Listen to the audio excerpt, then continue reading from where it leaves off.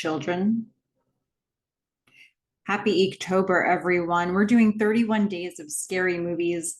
Today is day 6, and I'm your host, Melissa Forziat. I'm a keynote speaker, and my topic when I speak is something I call Take the Doughnut. For me, that's another way to say carpe diem. Go after the things that you want in life.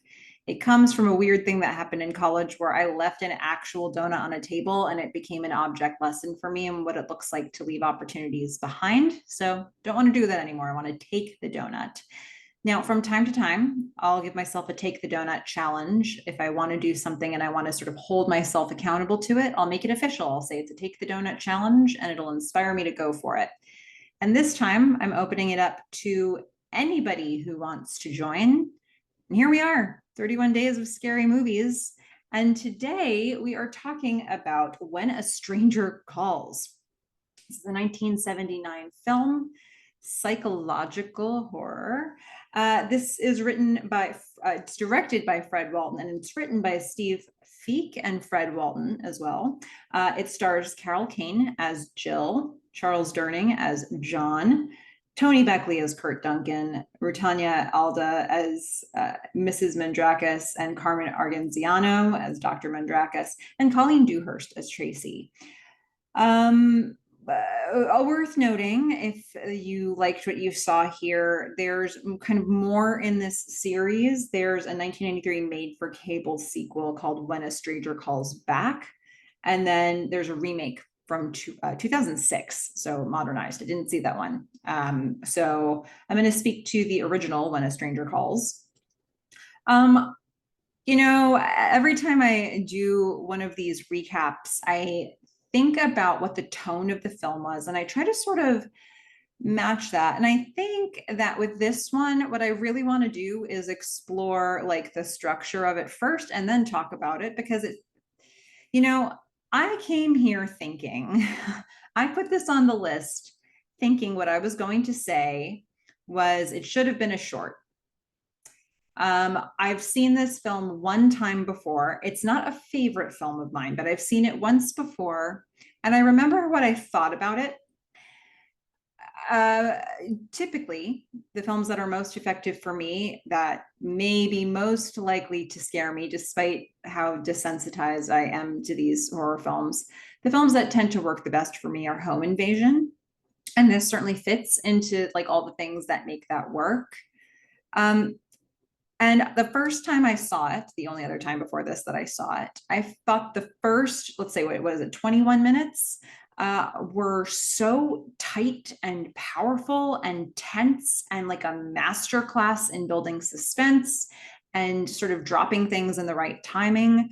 And then the second act came, or the very long second act came around, and I felt like it was dragging and I didn't know what movie I was watching anymore. And then the third act comes around and all of the pieces were good on their own, but I really felt it was disjointed. So I came away from the film the first time I saw it thinking should have been a short, and I was let down by the rest. And so I thought that I put this on the list to say that. And I thought that I was going to say, look, as much as I feel weird about the rest of the film, the beginning of the film is important. It probably influences a lot of other films, and it's definitely worth a watch. And, now that I've seen it for a second time, and it's been some years since my first watch of it, I'm far more forgiving of the structure of this film. I see what they were doing. I felt that the second and the third act of it were more compelling than I originally thought. I do still think the beginning was the strongest part. I do still think it could have been a short with just the beginning. I think the second part was actually very compelling and really held my interest this time around, and I felt the tension there. It was a little long. It did drag a little bit, but I think it works. And I do think it's an effective callback, if you will, to go back to Jill at the end of the film. And I think why it works is that so much time has gone by for Jill. We've practically forgotten about her, but this thing that happened to her has never left her mind. So in a way, if you get to this part in the film and you're thinking, how are we back here? What has this film been? It's kind of like the life that Jill has been living, and now we revisit her at this critical moment. And maybe that kind of makes more sense to me than it used to. So for me, I don't know. I'm really curious for people who watch this film. How do you feel about the structure of this? Because it might just be that it's structured exactly the way that it needs to, and the middle part was just too long for me. Because where it's meant to be building tension, the air starts coming out of it for me. And that never happens in the opening act, in the beginning part of the film. For me, what works so well about it is how it just doesn't let up. It never really releases. And the second part did. So I don't know, maybe that was what I was reacting to the first time, but I think I was unfair to it. So I would like to formally apologize to When a Stranger Calls. I'm going to give it the Kurt Duncan apology. I'm just looking for a friend when a stranger calls. I just got here, I just moved here, and I'm just looking for a friend, and it could be you when a stranger calls. So that's my biggest, most overarching reaction to this that I wanted to share up front. And I think, as you sort of look at how they did what they did, I think this is a movie that is very effective in its sound design. I think it knows when to use sounds of the night, like crickets, like dogs barking quietly, because the dog's barking loudly, but the rest of the town or neighborhood is quiet, so you can hear a solitary dog bark. So things like that. When people are walking, you can hear their footsteps. Really effective use when they start introducing instruments. They usually are going for like string instruments, violins, maybe cellos. And then they do get to points where you get more of like the cacophony of it all. And they're pretty good at building that. So I think, in that first act, we get, a suburban neighborhood. It could be your neighborhood. It could be my neighborhood. It could be, hey, any of us could live here. And there's a person walking the street, and that's going to be Jill, who's a babysitter. She's young, and she's holding her book. She's a studious kid. She's going to babysit this family for the first time, the Mandrakis family, who have 2 kids. And they make some introductions. They leave some critical numbers for her. They give her the rules. They're going to a restaurant. If they decide that the date's going well, then they're going to go to a movie afterwards, and they'll be back after midnight. So there's sort of a timeline. And if she doesn't get them at the restaurant, she's out of luck for a little while. And so the children are upstairs. They've had bad colds. Please don't wake them. They're going to leave. So now we get a little bit of time goes by. It's been an hour. Jill's on the phone with a friend, but is she a friend? I just want to say, whoever you are, how horrible are you?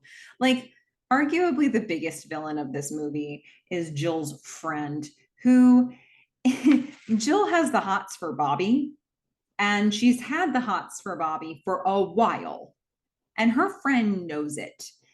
And her friend is like, well, I like Bobby as much as you do, and he kind of wants to go out with me, but I said no because you're my friend, and you like him and you've liked him, and I just, it's such a hardship for me. It's so hard being me, liking Bobby and having Bobby like me back, and I just can't with her. Yeah. So Jill's like, hey, how about you just give Bobby the number for this house? And she's going to hang up and ask me if Bobby calls. All right. This friend, not a friend. Okay. So, at least Kurt Duncan wanted to be a friend with people. Like he also was a little misguided in what that looked like, for sure. But I think his intentions were true. Anyway, so okay, so we're gonna get a little time going by. It's dark outside. Jill's studying, and this is where it starts to pick up. Right, we're gonna get a phone ring. She says hello. Nobody's there. And then the phone's going to ring again. She says hello. Have you checked the children? It's so good. It's so ominous. Tony Beckley just is so effective in this role. Despite whatever I may think about the length of parts and the script, that's not his fault. Tony Beckley really, he understood the assignment and he did it well. So he says, have you checked the children? And then he hangs up. She's expecting a call from Bobby, so none of this is going to deter her. If the phone rings, she's going to pick it up. So she's studying. The phone rings again. Hello, have you checked the children? She's like, Dr. Mandrakis. Hang up on the other side. And now we're going to hear scraping sound. What's that scraping sound? We start to hear it like a bit of a scary sort of chimes music that's coming in. Jill starts to inspect. We hear more of the scraping sound, sort of a falling, scraping. She's going to check the kitchen. We're going to get some violins. She's going to look inside the fridge, which you're thinking, or the freezer, actually, which you're thinking, that's definitely not a place a person is hiding. And we're going to see ice cubes landing in a tray. Okay, that was it. That was great. Really, really nice little fake out that they do with the audience there. So she's walking back into the living room and the phone rings. She's a little hesitant now. And you can see the turn happening for Jill. She's going to answer the phone, but this time without a word. And she's going to hear, have you checked the children? She's like, Robert, not funny. Bobby, it is not funny what you're doing. Wait, who is this? Hang up. It's not Bobby, you see, because her friend would have had to actually give Bobby this number, but her friend is probably like on the phone with Bobby herself, just gossiping about, anyway. Okay, so we're going to zoom in now. I love something that they do here. A couple times they're going to zoom in on the phone and they're going to make us sit there and watch it, waiting for this thing to ring. You know, it's like you just know it's going to ring and it just makes you look at the phone too long, like Jill's doing. She's going to get a little stiffer drink than she's had before at this house. We're going to see this phone for a good long time and then it rings. Yep, payoff. She's going to answer it without a word. We're going to hear the chimes music, over the scene, not in the scene. She hangs up. She's going to call, this is enough. Enough's enough. She's going to call the restaurant. The Mandrakises have already left 40 minutes ago, so that means they went to the movie. They're not going to be back for a while, and they're going to be unreachable at the theater. So she calls the operator to give her the number for the cops. They're like, do you need the emergency number? She says, oh, I don't know. So they give her the non-emergency number. She's going to talk to the sergeant, about this anonymous caller. He's super helpful. He's like, so has he threatened you? Has he used obscene language? You're fine. There's nothing we can do about that. Probably just some weirdo. Happens every single night. We just deal with weirdos are just a fact of life, lady. He's like, I got an idea. Try blowing a whistle really loud onto the phone. I'll tell you what, maybe I should have seen this movie more than once, because I don't have a whistle here. And clearly I need one, because that is the solution. All right. A call comes in. She answers it. Hello, have you checked the children? She hangs up. Now she's figuring, okay, like somebody's probably spying on me. There are these huge windows in the house, just beautiful windows, wide open drapes. So she looks outside, feeling very vulnerable. She starts to close the drapes. She's locking the locks on all the doors. Don't know how we got this far in without her locking the locks on the door. She dims the lights. She starts to walk upstairs and the phone rings and the music stops for us. She's going to go back down. She's going to pause. She doesn't want to answer this thing. She's just going to stare at the phone from the stairs, because that's the most protective thing she can do right now. We're going to get some quiet shots outside of the exterior of the house at night. She's still sitting on the stairs after the phone's done ringing. And so she's going to pick up an umbrella as a weapon. And she is going to call the sergeant. She's like, this guy's still calling me. He's like, did you try the whistle? You know what? I did not try the whistle, but I'm still thinking he shouldn't be calling me still. She's like, actually, I even think he's in the neighborhood watching me. She's like, I'm sure of it. He's like, is the house locked? She's like, yes, yes, the house is locked. He says, then you're safe. You're fine. She's like, please help me. Seriously, I'm alone. Like, what do you want from me? Um, the sergeant says, if he calls again, we can trace it. Give me your number, give me your address. Just keep him on the line for a minute. She's like, Sergeant, this guy says, have you check the children? And he hangs up right away. He's like, that's all I can do for you. Just relax, Jill. Stop being so hysterical. So we're gonna get a shot right around here. We're gonna just get Carol Kane's eyes. Ooh, so perfectly calibrated. You can see she's not hysterical, but you can see the terror starting to bubble up. Um, it feels eerie, and I feel like I'm right there with her looking at those eyes. We're now going to pan through the empty house because you're wondering, is it really empty? We're going to see the grandfather clock, the pendulum is swinging.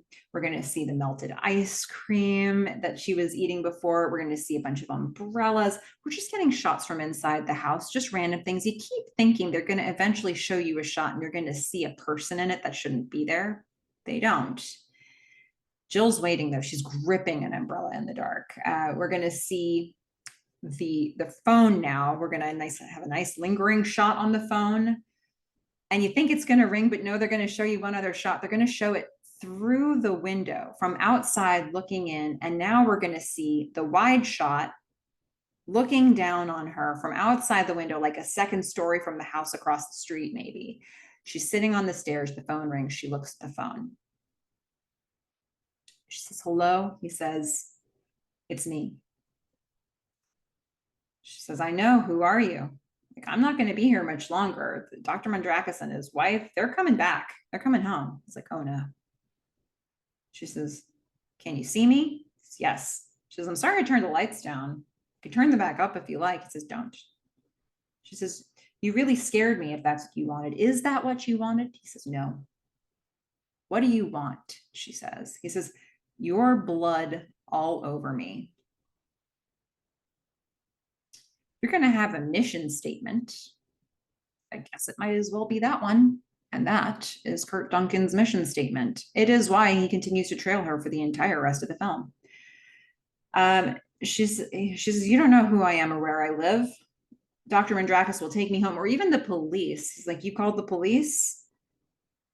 She says, I want to talk to you. He hangs up. Now we get serious cellos underpinning this scene. It's not as peppy as a violin. It's like the sad cello before a death. The phone rings. She's so angry now. Like, we get right up in her face and she's about on her lap. Like, this is it. This is the end of her rope.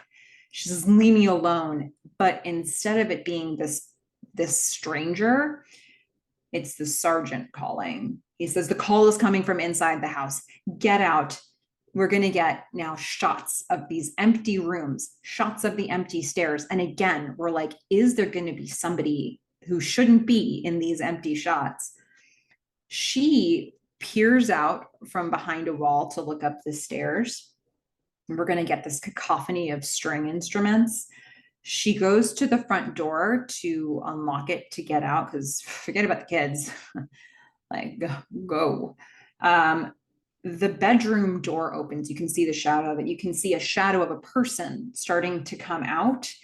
She opens the front door, but she latched it. So she's having a hard time opening it. It's like the modern day trying to get the car to start, but you can't. Such as you might remember from the Jeepers Creepers video that I did, and that movie. They do a lot of the car not starting. So she opens up the front door eventually, and there is a man at the door, and we freeze frame on him. And let's say that's the end of Act One. I think, look, that is 21 minutes and change. So perfect, so good, so tight, so suspenseful, such a perfect sound design, great choices of the shots. Everything about what you see and what you don't see feels very carefully planned. I really care about what's happening there. I don't mind the fact that she leaves the house, she wants to leave the house without even figuring out what happened with the kids. Because there's an intruder up there, is what's happening. You cannot go and check on the kids, and that's what he wants you to do. So yeah, I just love the terror of it all. We freeze the frame on the face of who we're going to later find is a detective. We're going to find out like 2 seconds later when they unfreeze the frame. And then we're going to meet this person who is detective. His name is John, John Clifford. The parents are home now. It's like a coda on the end of the first act before we get to the second act, really. So the parents are home now. The cops are inside. They're checking the situation out. We're going to get a little exposition to explain what just happened. So the guy was inside already when the cops got there. The children had been dead for several hours. This guy really, his mission was to kill her too, maybe only, and the kids were a bonus. And that has been an unrequited wish. So that's going to be something he's chasing for the rest of this film. We find out that he's an Englishman, that he recently got here. The parents are just crying. How's the babysitter? She'll be fine. Yeah, let's see. And now we're going to go to 7 years later. So technically, this would be the end of the beginning of the second act. But I think the freeze frame is a marker for us. You could have ended it right there as a short. We get that little coda of the timing, and then we're going to get 7 years later. We're in the suburbs. We're going to get a car driving up to a different house, and this is Dr. Mandrakis's new house. John, the detective, is going to visit him there. He's now in business for himself, and they give us some information about Kurt Duncan's escape. He went to a mental hospital. That's what the jury said. He's insane. He should go to a prison. He should go to a mental hospital. And then he escaped, and nobody's been assigned to this case. And Dr. Mandrakis hires John as a private detective, a private investigator, to go find Kurt Duncan. There's some guesswork happening here. Look, he's from another country, so maybe he'll stay in the city he already knows. Maybe this is the place to look.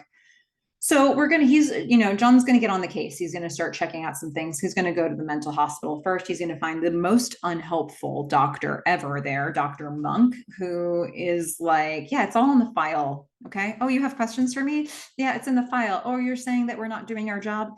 Maybe you should check his folder. Yeah, she's like, him just being there is a slight on her job, so she's not interested. We know that he's had different drugs in his treatment, electric shock, and he tries to impress upon her how serious this is. He's like, no, like, he killed kids brutally with his hands, so they were basically like, they couldn't be pieced together enough to have a proper burial, like an open casket situation for them.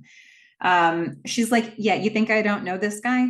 She plays the tape. She's like, let me roll tape from just the voices of one of his sessions. And we hear a man who's paranoid and angry, a guy who's like saying, stay away. And then he attacks whoever's helping him. He's got this scream growl that he does. So good. I feel like that's a really very specific choice we get for this character that just lines up so well. And then if you're wondering what he's up to, this whole second act is going to alternate between showing us where Kurt is and where John is. And it's, this chase sort of thing happening. Kurt isn't necessarily feeling like he's being chased. He's the one stalking people. John's closing in, though, slowly but surely. So we're going to get Kurt's eyes. He's sitting at a bar. He's watching somebody play pool, but he's actually spotted a woman at the bar that's going to be his next target. but he doesn't think of it as a target. Like he's like, I just want to be her friend. And he's going to go up to her. She definitely doesn't want to be bothered. This is absolutely how I would be at a bar. I relate to this woman very much. Her name is Tracy. He's like, well, hello. He's like, let me buy you a drink. He's like, no, but really, let's talk. She's like, he's not. No. The answer is no. Thanks, but no. No, thanks. Nope. No. She slides over a chair. So she slides over two chairs. He comes closer to her again. This is a man who doesn't want to pick up a signal. They're reading very loud and clear at this point. He is like he wants to give her a light. No, she's going to light it herself. She's doing all the things, but he is taking no for a yes, and he's trying to continue the conversation and befriend her. And one of the guys at the bar has her back, and he gets into Kurt's face, and he's like, nope, you need to stop it. You need to go. And Kurt won't move. He's just holding his ground, and it's not even in a threat. It's not in a what's the word? It is threatening. It's not in an aggressive way. It's threatening because it's so passive. So he just stays there until the guy just beats him to a pulp and drags him out of the bar. And then eventually we're going to see time has passed. Tracy's going to leave. She's going to go home. Kurt was outside watching this. He's going to follow her. He's going to find out where she lives. And when she gets home, it's like the longest, slowest walk home. And I weirdly don't think this is where the air came out of it. For me, this was very tight in its suspense. She is a little tipsy, and so she has got a long walk home, and we're doing it with her, and she's not really attentive to what's happening around her. So by the time she gets home, Kurt's there. And he sees her, and for whatever reason, maybe she's just had a little too much to drink, so she's not as alarmed as you might think she'd be to see this man who has clearly followed her home in her, like, just outside her apartment door. So he is like, I just, wanted to apologize. She's like, I want to apologize. That thing that happened to you at the bar was messed up. So he's like, I've got no place to go. Do you mind if I come sit with you for a while? She's like, no. That's not a thing.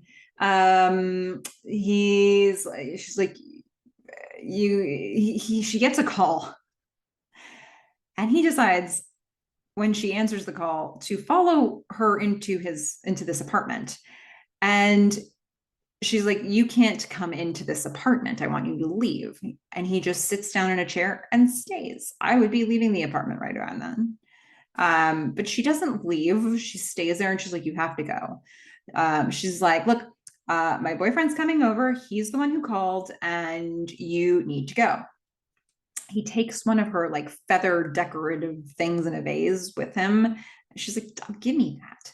She says, I'm going to call the cops if you don't leave. He's like, no, because he doesn't want to, he's pretty aware that he's a man they want to catch.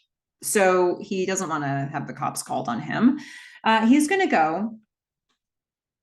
He would like to go to coffee with her, though. He sort of sets a maybe date with her. She's like, maybe tomorrow. He's like, what time maybe tomorrow? She's like, when I said maybe, that meant no.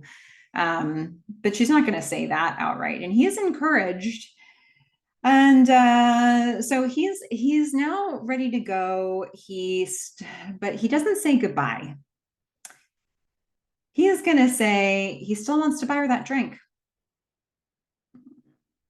And he's going to leave the door ajar, and she's going to go shut it. Again, I'd be like going out the back door. Like, oh, you leaving the door ajar? Because in my head, he's standing on the other side, and he's bam, and smashes her in the face. But that didn't happen here. So the movie was playing a longer game than that.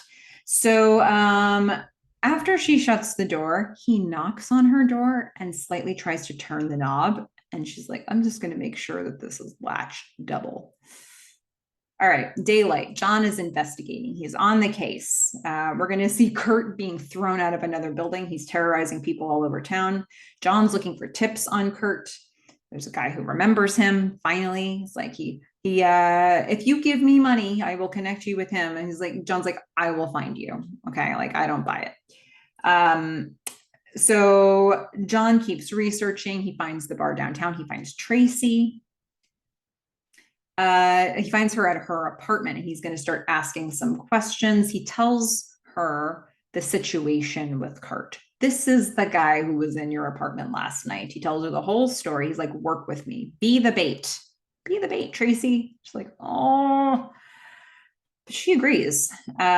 So we are going to get a scene between Lieutenant Garber and John. Those two were working the case the night of the original attack. And they are both pretty wary of the situation with Kurt Duncan and not liking the fact that nobody's really looking for him. But John's like, but I am now. So, and he's like, not only, it's not just about catching him and sending him back to a mental hospital. I'm going to kill him. That's the only way to stop this man. And this is going to be the case that makes my career. Garber's like, wait, you're a hitman now? Come on, I can't condone this. He's like, look, you were there. You know, it's bad.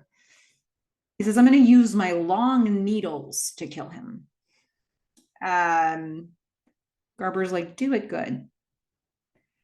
Perhaps Garber has seen John with the long needles before and knows that his technique is poor. But anyway, Kurt is begging on the street. People are ignoring him. He gets some coffee. John's at home. He gets his needles. Good thing he's got the needles. And then we're going to see Kurt outside Torchy's bar. And you know, because he had said he wanted to get a drink with Tracy, and you figure he's going to go in, but he does not. So Tracy's there trying to be the bait, but he doesn't come in. So she's nervous. She's looking around. She's ready to go. She gets up. She leaves. She walks home way more briskly and far more sober than the night before. John is watching this and he tails her, but he doesn't see Kurt tailing her too. We're going to get, long walks from her across frames, one after another, and creepy music. We're going to get a little jump scare when she sees a homeless man who freaks her out. She gets to her apartment and John arrives. And there's no Kurt. They didn't see Kurt anywhere along the way. Now, you would think a good detective would know to check inside the apartment, especially when this guy broke into the first house where he killed people, but that's not on John's mind right now. So she's pretty rattled, but he's like, let's go inside, bolt the door so it's hard for you to get out when you find the creepy killer in there. And yeah, that's the go have a night. So he's like, I'll be close. So she is going to go in, she's going to fix herself some tea, and we're going to see that Kurt is inside in her closet. And then, of course, she goes to hang a coat in her closet and he is no longer there. And then, of course, she leaves the closet door open a little too long. And of course, when she closes, he's not there either. But this is all the stuff now that I think, horror movies, they really use these things like I'm going to leave a door open for a little while and then I'm going to close it and see what happens. Scream does this a lot, when they get further into the series, but a lot of films do. It's a good technique. So we've got that happening there. Kurt's not behind the door of the closet, but just as we're getting that let down, it's just as we're starting to breathe again, she walks around the corner and he's right there. It was pretty effective, I have to say. He puts his hand around her mouth. He just wants to be her friend. She screams no, and John comes running up. He has to pick the lock because she bolted the door on his advice. And there's a back sliding door that Kurt's going to go out. So he's gone. We're going to see John run out after him. And then we're going to see drop down a level below. We're going to see, I love this shot with Kurt running through the alleyway into the street. And you can see his shadow growing longer. What a good look that was. John's going to chase him, but lose him. And Kurt is going to reappear at a shelter because Jesus saves is the sign on the shelter. And he's going to run into his friend, the one guy in the film who actually wanted to be Kurt's friend. And Kurt was like, oh, which is so, I really enjoy that touch. This is how Kurt handles somebody doing to him exactly what he's doing to everybody else. So his friend wants to take him and go to the cop of all things. And Kurt's like, no. And he just walks into the shelter. But now somebody knows where he is. So, okay, John's still looking around town, can't find him anywhere. And we're going to see Kurt have a breakdown in the bathroom of this shelter. He's naked. He's touching his reflection in the mirror. It's like he can't, what's reality? Is he dissociating? Is he himself? He's having flashbacks of the murders. He's having flashbacks of Tracy, of being in the mental hospital, and he breaks down crying. And now we're going to see, because somebody does know where he is now. So this friend in the park finds John and is going to rat Kurt out. And so John's going to go to the shelter at night when people are sleeping, and he starts taking a flashlight, checking faces. And Kurt knows this is happening. So he's going to escape, and there's going to be a chase scene, which is easily the most like awkward, bumbling chase scene. Neither of them are particularly athletic. So it's just like, I often feel like John should be able to catch him and he doesn't. So, Kurt's running through first, John's going to sort of chase him into a hallway. Kurt's hiding there. He's going to do a slow walk. He's hiding as the long needles behind his back. And eventually he gets close enough to Kurt where Kurt has no choice but just stand up and be like, I'm here. And, John's saying, I'm not going to hurt you. Just wanted to take you to the hospital. It's all fine. And so Kurt maybe believes this up until John tries to throw one of the long needles like a ninja star. Man, that doesn't seem like what you do with a long needle, honestly. Like, he missed him by a lot. I mean, this guy, Lieutenant Garber, would be looking at this and just shaking his head right now. So now we're going to get more of a chase scene. We're going to get Kurt ahead, like throwing boxes in front of him and dishes in front of him and jumping over tables and falling down between the tables. He takes time to knock on people's doors as John's chasing him, which is great once people start coming out. But the time you took to knock on the doors is like significant enough that John should have been able to catch him. He's going to fall down the stairs, but now his neighbors are starting to crowd into the hallway and sort of get in the way of John. And so Kurt gets away. He runs into an alley. John runs into the alley too, and he's so angry that he lost this guy. He bangs on a dumpster, the one that Kurt is currently hiding in, and John goes away. And we're going to hear, Kurt is, it's really scary and eerie and sad. He's huddled up in this dumpster in the dark, and he is saying things like, nobody can hear me. No one touches me. I'm not there. I don't exist. I was never born. These are, look, I don't know if you out there are like words of affirmation, this is the opposite of that. This is the mantra that he keeps saying to himself to calm himself down or like to root himself. We pull back and he's in this dark box. So now we're going to get to Act 3, daylight. We're in the suburbs. Kids are playing. It's Jill's kids. She's quite a bit older now. The phone rings because we're going to try to get some callbacks to the opening scene as much as we can to make this, to make sure we all know that Jill's in for some other really traumatic event. The phone rings, her little boy answers it, but it's his dad. It's okay. He wants to go to dinner tonight to celebrate his promotion and his raise. We're going to see a street scene with Kurt grabbing a paper. He's out and about. As we're hearing the pre-lap of Jill's little boy's voice saying his prayers. And then we see the parents and Jill and her husband get ready to go out. We meet the new babysitter, who is Sharon. Jill leaves the numbers. This time she includes all of the emergency numbers. We're going to go to the restaurant where they're celebrating, and a man approaches the table. He's like, hey, phone call for you, Jill. She picks up the phone. Have you checked the children? And children just keeps echoing. She screams, she loses it. She's instantly taken back to this thing that happened. Is it still 7 years ago now, I think? So she's screaming, that man, my babies, Kurt Duncan. She's barely getting out sentences here. There's nobody on the phone right now. Her husband calls Sharon. Everything is fine. He says, if they're seriously though, if there's any danger, just say yes. She's like, I really don't get it. He's like, okay. She picks up the phone. She's like, Sharon, just be honest. I won't be mad. When was the last time you checked the children? Sharon's like, 45 minutes ago. They were fine. She's hysterical though. She says, please just go upstairs, check the children. She does. The cops come over, and then we're going to get a dial tone, which terrifies Jill.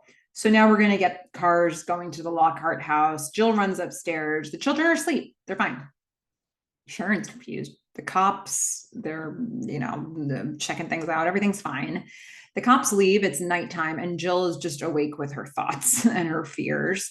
She's in bed with her husband. She's freaked out, and he's like, yeah, but we're safe, see? And if we're not safe, I've got a gun, and I'm going to protect us. So she is very skeptical about this. We're going to see, meanwhile, at the police station, Lieutenant Garber's there. A couple of the guys are hanging out. A couple of the guys have been checking some reports. Turns out some information came in about Kurt Duncan. Garber's ears perk up a little bit. Yeah, that woman we got a call from tonight. It's kind of interesting. Garber's listening to this. He looks at the report. He's like, is anybody checking on that house? There's a stakeout happening. They're checking it every 20 minutes. It's not a stakeout. They're doing rounds. Jill at home, she's going to walk down the stairs. She sees a cop car go by. Garber's going to call John. He's like, I think you got to get over to I think you got to check in on this family. Like, something's going on. We're going to see Jill in the kitchen. The lights go out. John is trying to call her, but he's getting a busy signal. Jill tucks in her kids again. One of them has a candy bar in his hand. He didn't go to bed with a candy bar in his hand. Where did the candy come from? She takes it. Super suspenseful. There's a closet in the kids' room. She's going to open the closet. She's going to take a hot minute to get there. And there's nobody inside.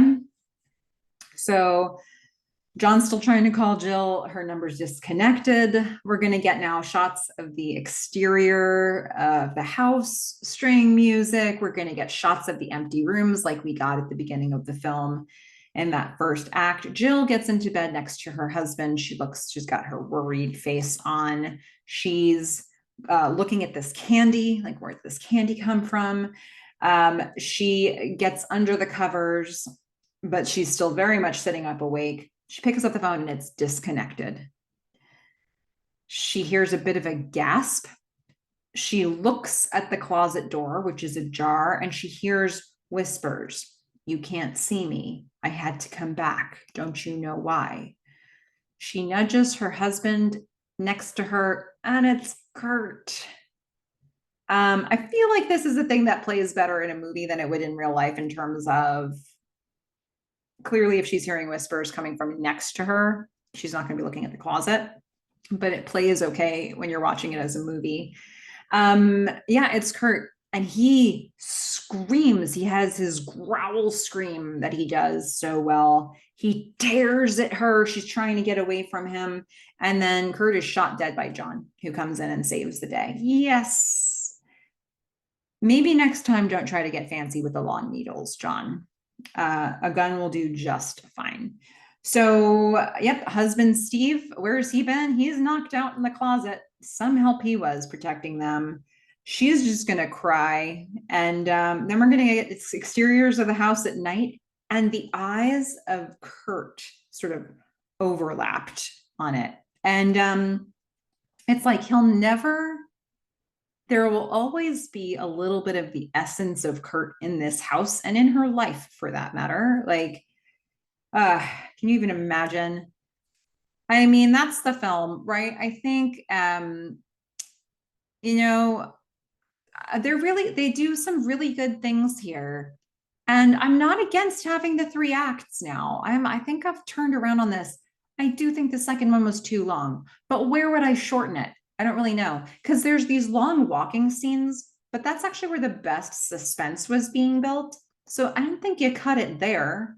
I don't know. A smarter mind than mine would probably have to take a look at this, but I'm curious if any of you felt the same way that I did, where that part kind of took a little bit of the pressure off in the film, where the rest of the film was so effective at building tension. It's really noticeable when there's not tension. So, I mean, it doesn't need to be ratcheted up 100% of the time, but I mean, I was like flatlining at a certain point there.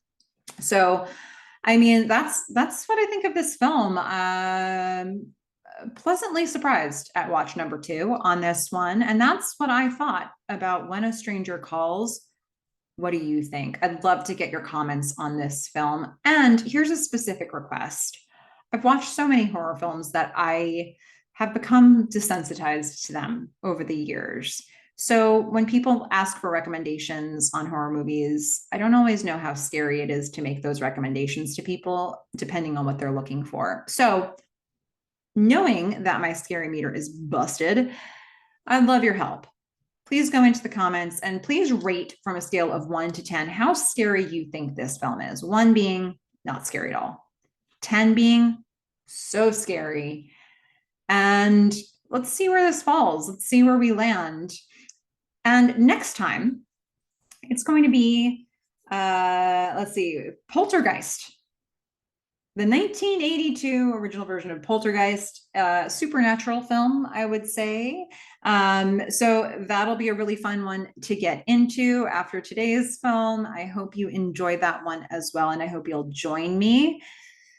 Happy EEKtober, everybody. Get spooky, get donuts.